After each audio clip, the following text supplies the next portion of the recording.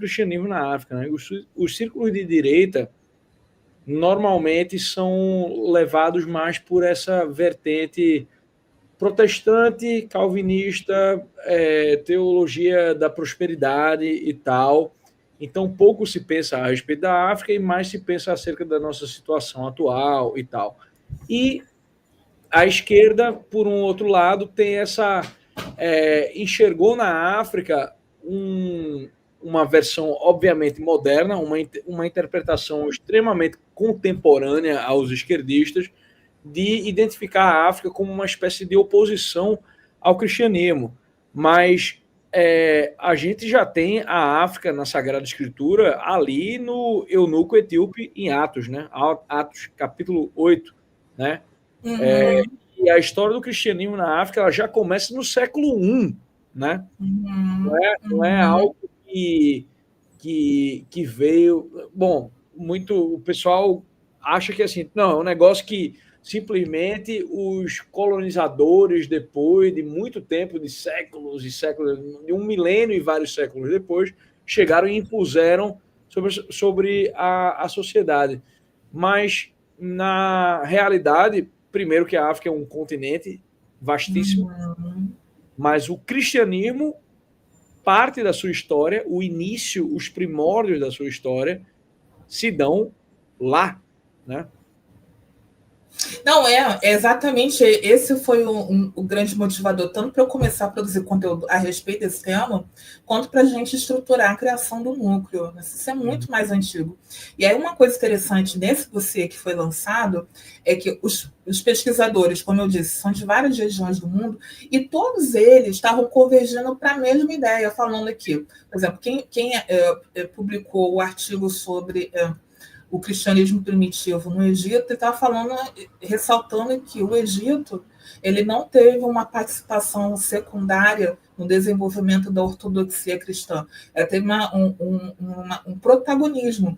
Aí um rapaz escreveu sobre na Etiópia. Ele falou, na Etiópia, o centro da Etiópia, especialmente o reino de Axum, não está falando sobre, não é lateral, essa participação é central, não só apenas religiosa, né, como comercial. Então, assim, o que a gente notou é que todos esses pesquisadores, focando em diferentes regiões da África, como você muito bem falou, não é um país, não é um continente, tem 54 países, eles estavam ressaltando isso. Nossa, não é uma participação lateral na história cristã, isso é sempre uma polarização de protagonista. E isso foi colocado para debaixo do tapete em nome de uma narrativa que pretende dar conta que o cristianismo só chegou na África com o período das grandes navegações. Mas isso não é verdade. As grandes navegações começaram lá no século XV, né, quando no século XV já estava cansado de ter cristianismo na África.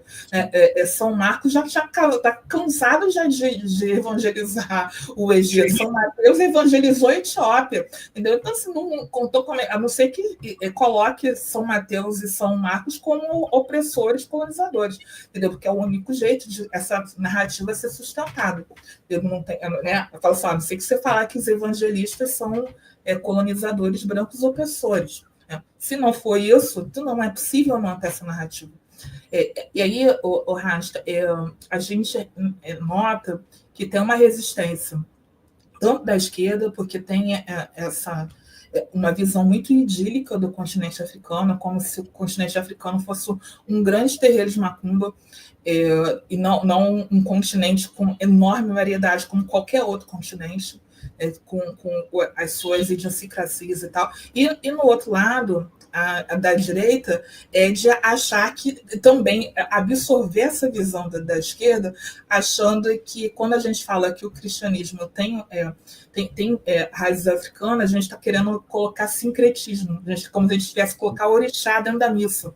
Assim, não é isso, meu amor, que a gente está falando, não é sobre isso, a gente está ressaltando que dentro da nossa liturgia, já tá, a gente está defendendo a liturgia, a gente está defendendo que por já ter raízes africanas, essa interseção, essa intervenção de religiões afro-brasileiras, ela é inadequada e ela é desnecessária para o propósito que a pessoa deseja. Né?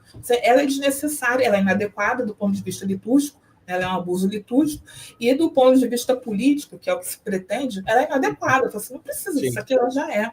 Inclusive, as religiões afro-brasileiras, elas são menos africanas do que o catolicismo, digamos assim. Né? A gente existe há mais tempo na África do que os credos que deram origem às religiões afro-brasileiras. Sim.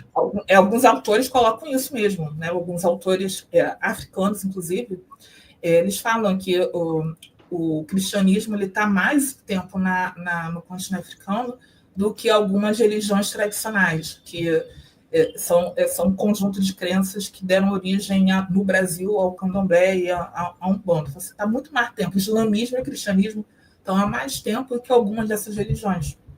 Tem um vídeo no Roda Viva, com certeza você já viu, né? Que tem eu não sei o que ela é, se ela é pesquisadora, professora lá da África, né? Aí a jornalista lá pergunta para ela, não, mas religiões de matriz africana, não sei o que ela... Aí ela, na verdade, ela começa a falar sobre o catolicismo, ela faz uma crítica mais ao neopentecostal, né? Tá chegando, o pessoal da Igreja Universal e tal. Tá chegando ela diz, não, esse negócio não é a gente, né? Basicamente. Isso não é nosso problema é outro. Não, a Chimamanda, né? A Chimamanda é uma romancista nigeriana. Eu gosto muito da Chimamanda. Apesar dela se declarar feminista, assim, eu olho muito dela. E a Chimamanda, a entrevistadora, ela deu muito mole, sabe? A entrevistadora deu mole danada. Ela queria tanto lacrar que ela não se deu trabalho nem de pesquisar qual é o quadro religioso na Nigéria e nem de ler os romances da Chimamanda. Porque no romance da Chimamanda, por exemplo, do Sol Amarelo, acho que o nome é Sol Amarelo para ele. Não, Meio Sol Amarelo. Meio Sol Amarelo, a Chimamanda ela descreve a realidade religiosa graficamente. Isso está óbvio que não é aquilo que a pesquisadora falou. E a pesquisadora que a entrevistou está falando que no romance dá para ver matripotência de Exu. Não dá para ver isso, porque ela não falou isso. Se ela não falou isso no romance. No romance, no Meio Sol Amarelo especificamente, ela está falando de religiões que ela conhece, que são o catolicismo romano, catolicismo ortodoxo, protestante e a religião tradicional que em nível de sincretismo com o cristianismo. Não é matripotência de Exu, não tem orixá. E os termos que a entrevistadora utilizou são completamente desconhecidos de Chimamanda, sabe? Ela não conhece esses termos, ela não conhece porque não existe. Mas como a pesquisadora que entrevistou, ela não se deu trabalho de fazer o básico. Quando a gente aprende na faculdade de comunicação, que é fazer um briefing antes de entrevistar alguém, ela acabou desconhecendo essa realidade e fez perguntas inadequadas, sabe, para uma pessoa como a Chimamanda, que é católica romana. Tem inúmeras fotos da Chimamanda com o bispo, fazendo uma pregação. Ela é católica, entendeu? Ela sempre foi católica. Inclusive, eu acho que a trajetória religiosa dela é parecida com a minha, né? Que ela foi criada católica, aí nos 20 e poucos anos ela se afastou da igreja, aí depois voltou, e eu fiz isso também, né? Eu fiquei muito tempo afastada da igreja católica, e depois voltei, mas eu fui criada católica. E ela conta isso nos seus livros, né? A Chimamanda, ela se considera feminista, mas assim, isso é outra história, né, também. E ela diz que ela é uma escritora que também é feminista, não é uma escritora feminista, né? Ela fala assim, eu sou uma escritora que também sou feminista, o que quer dizer que eu sou uma escritora que fala do que eu vejo, e o que eu vejo é isso, né? Eu não vou falar o que eu quero ver.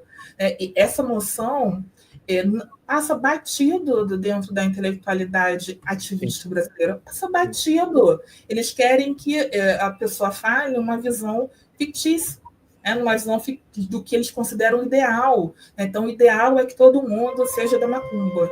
Então, o ideal é que todo mundo seja... Sabe, isso não é.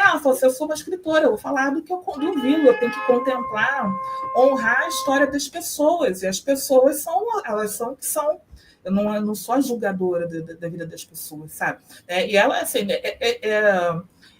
ostensiva a colocação da Chimamanda em relação ao catolicismo. Ela conta também, tem outro livro, num livro pequenininho, que a pesquisadora já ter lido, que é desse tamanho, assim, rapidinho seria, que é Notas sobre o Luto, que ela conta o retorno dela ao catolicismo. Ela perdeu a mãe, então ela começou a fazer muitas reflexões sobre espiritualidade. Foi quando ela sentiu necessidade de voltar para casa. E quando ela fala de casa, é a Igreja Católica. Eu senti vontade de voltar para casa. Aí você pensa, olha, minha filha, tu não leu nem isso, um negócio desse tamanho, tipo assim, desse tamanhozinho. Meio só amarelo é grande, eu vou dar esse desconto, entendeu? Porque é um pouquinho grande. Então, mas o sobre luta, tão pequenininha, ela está contando, ela está lá toda sensível, num momento delicado da vida dela, contando a trajetória dela, né, a religiosidade dela.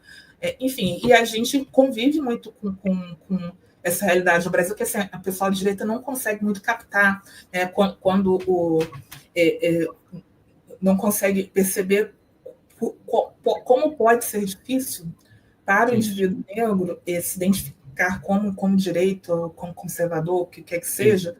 Porque há uma pressão social para a pessoa não ser, ou então a pessoa não quer ser, não quer se vincular ao cristianismo, porque está dizendo que a Igreja Católica tinha escravo e tinha escravo não tinha alma. Aí quando a gente começa a colocar algumas coisas, as pessoas ficam muito reflexivas. Quando eu também meio que joguei um pouco pesado logo no começo, sabe? Eu joguei a língua que eles trabalham, sabe, Rasta? Assim, porque eu queria atingir.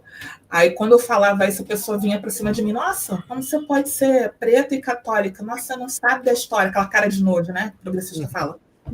Nada, não sabe a história. Entendeu? Aí quando eu começo a falar, por exemplo, de santas perpétuas, santa felicidade, aí eu falo, né, elas também são as nossas ancestrais. Você, quando você não trata, você está desonrando essa história, você está cometendo epistemicídio, vergonha de você. Aí a pessoa racha, ela derrete. Porque ela precisa estar do lado certo na cabeça dela, o esquerdista ele precisa estar do lado certo. Sim. E aí, quando eu chuto essa bola, eu falo assim: quando você não quer que eu fale das origens do cristianismo, você está desonrando toda uma intelectualidade ancestral, bimilenar africana, em nome de um ideal que você construiu. Você está sendo epistemicida, você devia ter vergonha. Cara, você vê a pessoa assim. Sim. Pô, você já deve ter tido umas tretas, hein? Não, eu aprendi. Eu aprendi porque eu tô assim, 16 anos de FRJ, né, meu bem? Mas você já colocava suas ideias faz um tempo ou foi mais depois que você começou a falar na internet também? Não, foi depois de falar da internet. Entendeu? O pessoal me procurava assim, para fazer esses questionamentos, como se eu devesse alguma coisa para eles, né? Eu não devo na minha para ninguém. Desde 1888 eu sou pessoa livre, né? A Princesa Isabel colocou esse memorando aí. Eu não devo nada para ninguém. E segundo, que se a pessoa não sabe bem da história, ela fica replicando com aquela cara de nojo, como se eu não soubesse. E, tipo assim, não é bem desse jeito que funcionam as coisas. Conheça a nossa plataforma TV Lisão, onde vendemos vários cursos que não servem para porra nenhuma, mas você vai ficar mais inteligente, ok? Aqui nós temos uma educação helênica.